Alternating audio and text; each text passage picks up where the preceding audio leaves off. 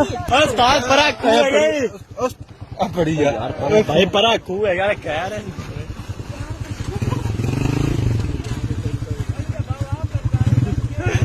ਨਾ ਕੋਈ ਫੜੋ ਨਾ ਕੋਈ